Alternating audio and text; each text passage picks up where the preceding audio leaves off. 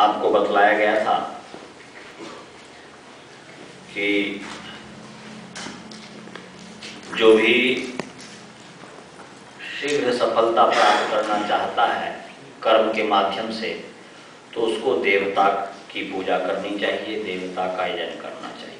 और देवता किसे कहते हैं बता दिया गया था।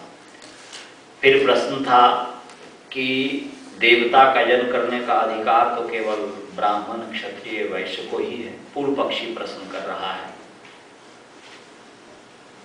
तो पूर्व पक्षी कह रहा है कि श्रीमान जी, पूजा करने का अधिकार देवता को वह तो केवल ब्राह्मण को है, क्षत्रिय को है और वैश्य को है, शूद्र को तो है नहीं। तो फिर शूद्र कैसे कर्म के माध्यम से शीघ्र सफलता प्राप्त करेगा?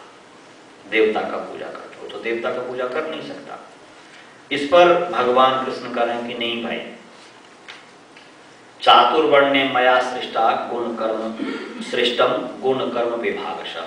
ये 13 नंबर जो श्लोक है, श्लोक नंबर 13 उसमें बताया कि चातुर्वर्ण्य मया सृष्टा गुण कर्म विभागशः सृष्टम गुण कर्म विभागशः। बोल रहे हैं भगवान कृष्ण कि मैंने 4 वर्ण बनाया है, वह 4 वर्ण गुण कर्म के आधार पर बनाया है, जन्म के आधार पर नहीं बनाया है। जन्म से सभी तो शूद्र होता है। शूद्र का मतलब है जो अज्ञानी है, जो पढ़ा लिखा है। शूद्र का मतलब नीचा व्यक्ति नहीं। लोग में न जाने कब शूद्र का अर्थ नीचा लेने लग गया मध्यकाल में, परंतु एक ही घर में 4 प्रकार के व्यक्ति हुआ करते थे। जो पढ़ा लिखा नहीं होता था उसकी शूद्र संज्ञा हुआ करती थी। 4 भाई है, 4 भाई में जो पढ़ा लिखा नहीं है, केवल अपने परिश्रम के माध्यम से केवल सेवा कर सकता है, तो उसकी शूद्र संज्ञा हुआ करती थी। जो पढ़ा लिखा है वह ब्राह्मण हुआ करता था, जो व्यापार कर रहा है वह वैश्य हुआ करता था, जो देश के लिए नेतृत्व करने का कार्य करता था वह क्षत्रिय हुआ करता था। परंतु मध्यकाल में यह अव्यवस्था हो गई, यह परंपरा समाप्त हो गई। और भगवान कृष्ण के समय में भी, जैसे वर्तमान में आज भी इस प्रकार इंडिया में इस प्रकार का विचार है भारत में कि जो ब्राह्मण के कुल में जन्म लिया तो वह ब्राह्मण ही कहलाएगा, भले ही वह मूर्ख क्यों ना हो। परंतु उसका जैसे विरोध महर्षि दयानंद जी ने अपने समय में किया, उसी प्रकार से कृष्ण भगवान अपने समय में विरोध किए। ये श्लोक यही बता रहा है कि नहीं भाई, 4 वर्ण जो है ब्राह्मण, क्षत्रिय, वैश्य और शूद्र, ये गुण कर्म विभागशः, गुण कर्म स्वभाव सा नहीं। स्वभाव यदि यहाँ पर जोड़ देते भगवान कृष्ण तो ये होता कि गुण कर्म के आधार पर भी ब्राह्मण बनता है, क्षत्रिय बनता है, वैश्य बनता है, और एक स्वभाव से भी बनता है। वो ब्राह्मण कुल में जन्म लिया तो वो है ही, परंतु शूद्र कुल में भी जो गुण अपने अंदर अपना लेगा तो वह भी ब्राह्मण बन जाएगा, ऐसा होता। परंतु यहां पर करें विभागशः, गुण कर्म के विभाग के आधार पर हमने 4 वर्ण बनाया है। और करें कि इसकी जब इसको बनाने वाला मुझको जानो भी और नहीं भी जानो।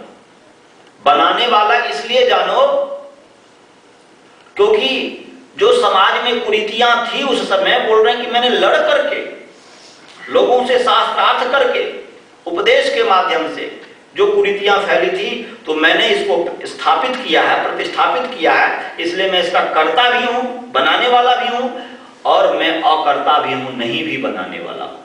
मैं नहीं बनाने वाला क्यों हूं?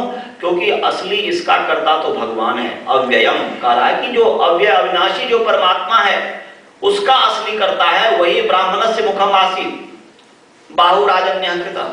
माने ब्राह्मण, क्षत्रिय, वैश्य और शूद्र का जो विभाग, यह वेद का विभाग है, यह कर्मानुसार है, गुण और कर्मानुसार है। ये मैंने नहीं बनाया है। इसलिए अभी वर्तमान में आपको लगता है कि मैं बनाया हूं, परंतु हमने नहीं बनाया है। ये भगवान कृष्ण का बड़प्पन है। परंतु आजकल के जो लोग हैं वह यदि किसी भी चीज का आविष्कार करते हैं तो कहते हैं कि मैंने ही आविष्कार किया है। परंतु आप हमारी परंपरा में देख लीजिए, भगवान कृष्ण तो देख ही लिए, आप महर्षि पतंजलि जी को देख लीजिए, वो भी कहते हैं कि मैंने योग का आविष्कार नहीं किया। कहते अथ योगानुशासनम। बोल रहे हैं कि वो जो सृष्टि के आदि से चला आ रहा है, अनुशासनम माने अनुमन पश्चात, पहले हमसे पहले और किसी ने शासन कर दिया है, किसी ने बता दिया है, उसी को फिर मैं उजागर कर रहा हूं, मैं फिर आपको बता रहा हूं।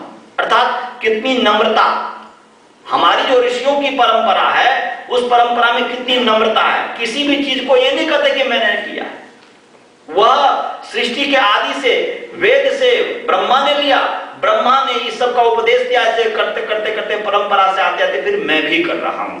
ऐसे भगवान कृष्ण भी कर रहे हैं। ऐसे ही महर्षि ध्यान जी भी कहते हैं कि मैं अपनी बात कुछ भी नहीं कर रहा हूं, ब्रह्मा से लेकर के जैमिनी मुनि पर्यंत तक जो सिद्धांत आ रहा है उसी को मैं केवल प्रकाशित कर रहा हूं। तो ये बड़ों व्यक्ति की बड़प्पन मतलब ये होती है, ये बड़प्पन है। तो ऐसे भगवान कृष्ण में कहे हैं।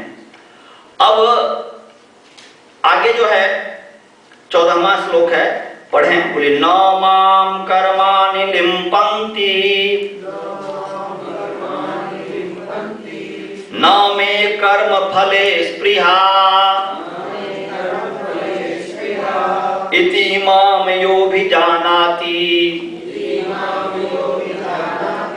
कर्मभिर्न सपद्यते। ये पेज नंबर जो है 108 है, आप सभी के पास होगा तो निकाल लेंगे।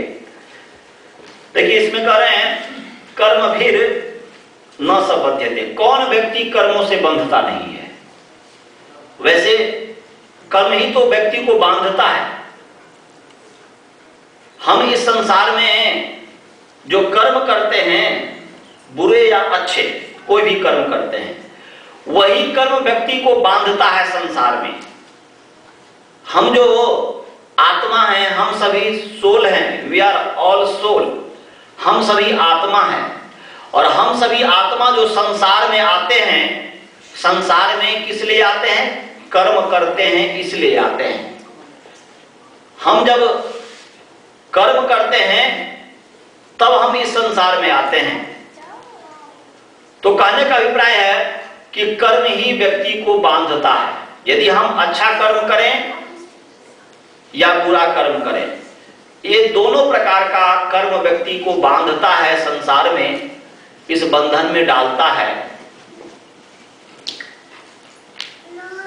बंधन का मतलब हुआ, हम यदि आज की भाषा में यदि कहें तो जैसे जेल होता है ना, जेल, कारावास। बताइए जेल में कौन जाता है? जेल में कौन जाता है?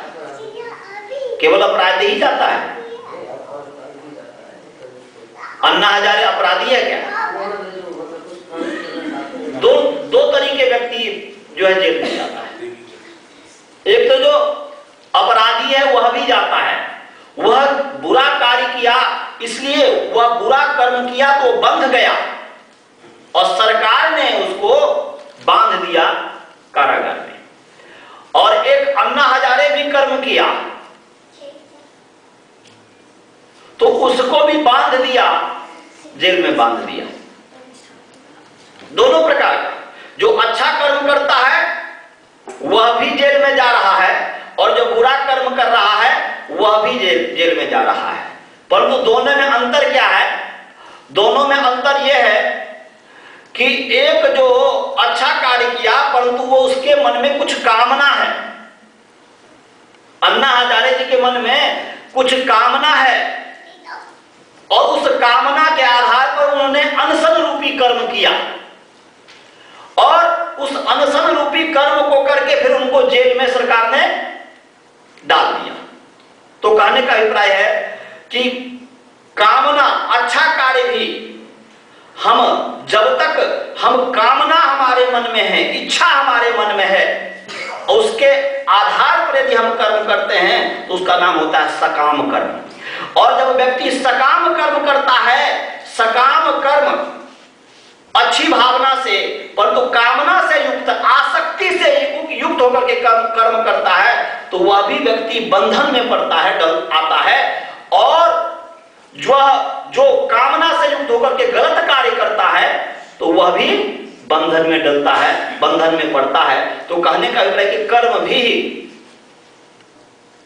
कर्म के द्वारा ही व्यक्ति बंधन में पड़ता है। उदाहरण, पूरा उदाहरण सब कुछ नहीं घटेगा, परंतु मैं आपको समझाने का प्रयास किया कि कर्म कैसे बंधन, कर्म ही व्यक्ति को बंधन में डालता है और कर्म ही व्यक्ति को मोक्ष भी दिलाता है। दोनों चीजें, कर्म ही व्यक्ति को बंधन में भी डालता है और कर्म ही व्यक्ति को मोक्ष भी दिलाता है।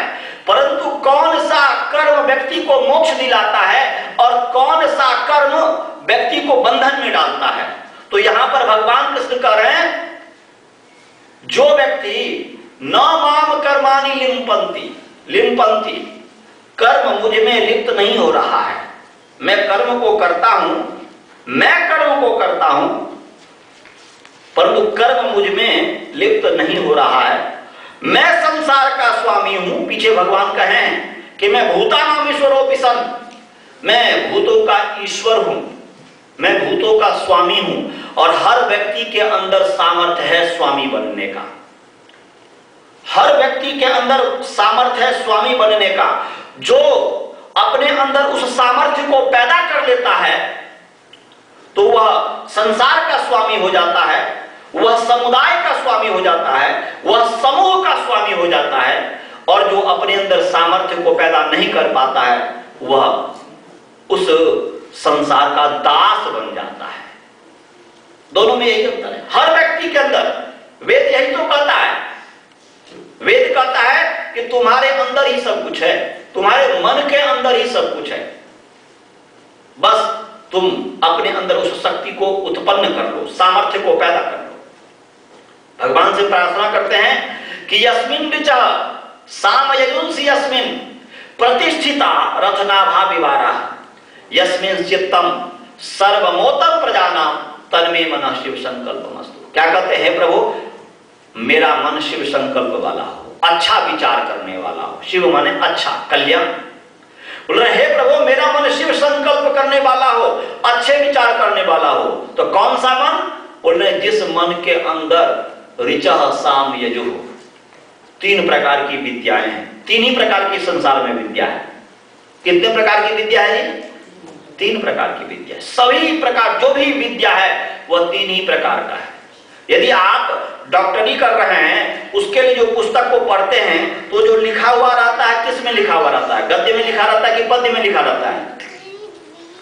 वह गद्य में है। गद्य का मतलब हुआ कि जैसे कहानी जैसे लिखते हैं ना जी, बड़े बड़े लंबे लंबे, तो उसी रूप में लिखा हुआ है। तो तीन प्रकार की विद्या है। ये पूरे संसार की विद्या को हम तीन भाग में बांट सकते हैं, या वेद ने बांटा है। एक का नाम है ऋक, एक विद्या का नाम है ऋक, दूसरे विद्या का नाम है यजुः और तीसरे विद्या का नाम है साम।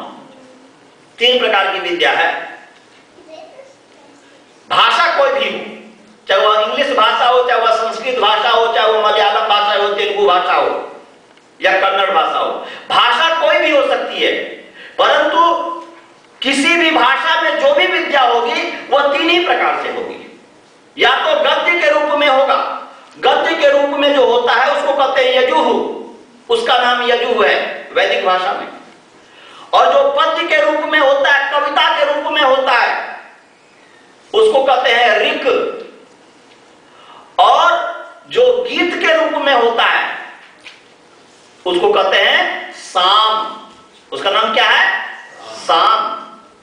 तो तीन प्रकार की विद्या है और तीन ही प्रकार में संपूर्ण। तो बताया है, वेद में कहा है, बताया कि तुम्हारे अंदर तीनों प्रकार की विद्याएं विद्यमान है। तुम्हारे मन के अंदर तीनों प्रकार की विद्याएं विद्यमान है। तो जिस मन के अंदर तीनों प्रकार की विद्याएं विद्यमान है, कैसे? जैसे रथ के नाभि के अंदर आरा लगा हुआ रहता है, उसी प्रकार तुम्हारे अंदर ऋक भी है, साम भी है, यजु भी है, सब कुछ है। वह तुम्हारा मन शिव संकल्प वाला हो, वह मेरा मन शिव संकल्प वाला हो। तो सब कुछ मन के अंदर ही है, सब कुछ आत्मा के अंदर ही है। यदि हम अपने अंदर सामर्थ्य को पैदा कर लेते हैं तो हम भूतानाम ईश्वर हम भी हो जाते हैं। जब जितेंद्रिय बन जाते हैं तो इंद्रियां जब हमें अधिकार में हो जाता है तो हम अपने अनुकूल चलाते हैं संसार के वस्तु को, संसार के चीज को। और जब हम जितेंद्रिय नहीं होते हैं, जब हम इंद्रियों के दास बन जाते हैं, तो हमें चलाता है संसार का चीज। सामने हम कोई पदार्थ मिल गया, सामने यदि रसगुल्ला मिल गया, अब हम उसके पीछे चलने लग गए। परंतु जो जितेंद्रिय व्यक्ति होता है तो सामने भले ही रबड़ी हो, वह हमारे अनुकूल चलेगा, हम उनके अनुकूल नहीं चलेंगे। ये होता है। तो कहने का अभिप्राय यह है कि यहां पर कौन सा कर्म व्यक्ति को बंधन में डालता है?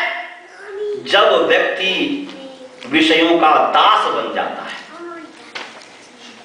विषयों का दास बन करके, विषयों का दास बनना ही मतलब हुआ सकामता। कामना से युक्त होकर के जब हम कर्मों को करते हैं तो वह बंधन में डालता है।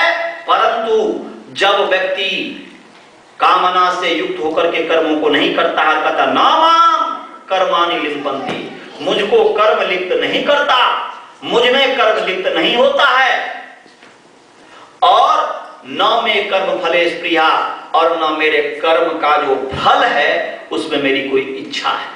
जब इस भावना से, सब भावना ही है, मन एवं मनुष्यानाम कारण बंधन मोक्षयो, मन ही मनुष्य का बंधन और मोक्ष का कारण है।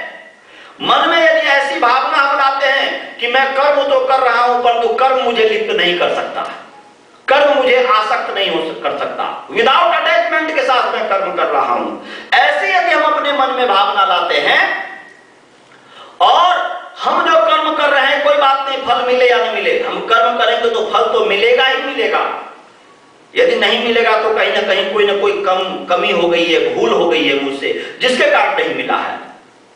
क्योंकि कर्म का फल अवश्य मिलता है, क्योंकि अवश्य में भोक्तव्यम कृतम कर्म शुभाशुभम, चाहे वह कृत अथवा अकृत जो कर्म है, करने योग्य कर्म या जो न करने योग्य जो कर्म है, उसको जो हम करते हैं तो उसका फल तो अवश्य मिलता ही मिलता है। तो कर्म का फल तो मिलना ही है, चाहे अच्छा मिले या बुरा मिले, परंतु उसके प्रति स्पृहा क्यों हो, उसके प्रति इच्छा क्यों हो? भगवान कृष्ण यह सिखाना चाह रहे हैं कि कर्म करो, परंतु इस भावना से कि कर्म मुझ में लिप्त नहीं होगा, मुझको कर्म लिप्त नहीं कर सकता, मुझको कर्म अपनी ओर आसक्त नहीं कर सकता, और कर्म के फल में मुझे स्पृहा भी नहीं है। इस भावना से जब व्यक्ति यो इति माम योगी जानाति, जो मुझको इस प्रकार से जानता है, मुझको माने कृष्ण भगवान को, कृष्ण भगवान के अंदर ऐसा सामर्थ्य था, उन्होंने वह कर्म करते थे परंतु वह अपने अंदर ऐसा सामर्थ्य पैदा कर लिए थे कि वह कर्म करते हैं परंतु वह कर्म उनमें लिप्त नहीं होता, कर्म में वह आसक्त नहीं होते और न कर्म फल के प्रति आसक्त होते। तो यो माम अभिजानाति, जो इस प्रकार मुझको जानता है वह कर्म बंधन से छूट जाता है। इसका मतलब क्या हुआ कि जैसे भगवान कृष्ण कर्म करते हैं, कर्म उन्होंने किया परंतु अनासक्त होकर के किया, कर्म फल की इच्छा के बिना किया, ऐसे हम भी जब इसी भावना से करेंगे तो हम कर्म बंधन से हट जाएंगे। तो अब दूसरा श्लोक है, दूसरा श्लोक पढ़िए, बोले एवं ज्ञात्वा कृतम कर्म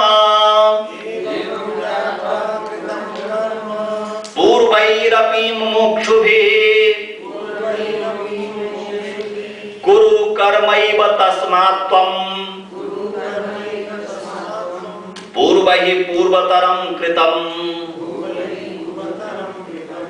बोल रहे हैं कि देखो इस प्रकार जान करके, एवं ज्ञात्वा, कैसा जान करके कि कर्म न माम कर्म लिम्पन्ति, मुझको कर्म लिप्त नहीं करता और कर्म फल के प्रति मेरा स्पृहा नहीं है। स्पृहा माने इच्छा, चाहना, आशा, उसके प्रति मेरी इच्छा नहीं है, आशा नहीं है, चाहना नहीं है। तो ऐसा जान करके ही पूर्व हमसे पूर्व करेंगे, भगवान कृष्ण से पूर्व, भगवान कृष्ण से पूर्व जो भी मुमुक्षु थे वह सभी मुमुक्षुओं के द्वारा कर्म किया गया। अर्थात जैसे भगवान कृष्ण अपने मन में भावना इस प्रकार की कर्म मुझको लिप्त नहीं कर सकता, कर्म के फल के प्रति मेरी स्पृहा नहीं है, इस प्रकार जैसे मैं अभी आपको बता रहा हूं, जैसे मेरे जीवन में ऐसा है, ऐसे ही पूर्व जो मुमुक्षु, मोक्ष की इच्छा रखने वाले जो भी ऋषि महर्षि हुए, उनके द्वारा इसी प्रकार कर्म किया गया।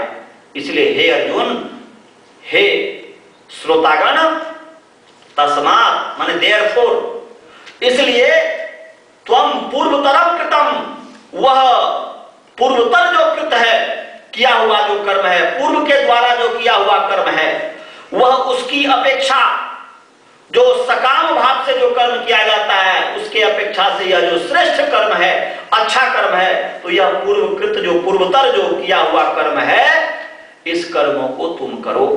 माने हम सभी को इसी प्रकार से कर्म करने का प्रयास करना चाहिए यदि हम दुख से छूटना चाहते हैं। तो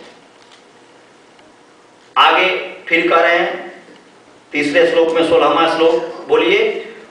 किम कर्म किम कर्मेति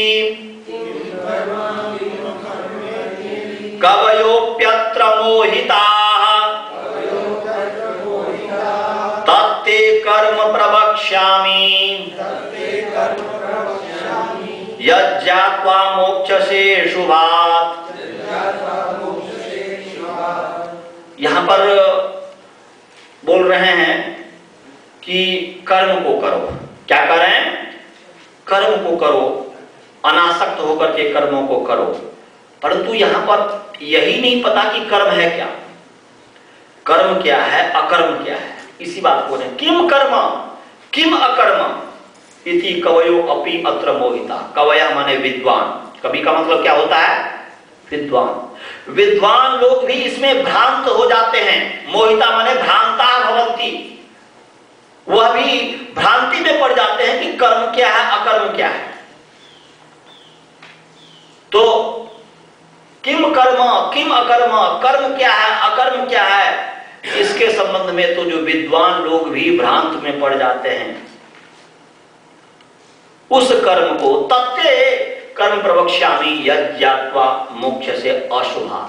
हे अर्जुन, विद्वान लोग भी जिससे मोहित हो जाता है कि कर्म क्या है, अकर्म क्या है, विकर्म क्या है, आगे बताएंगे।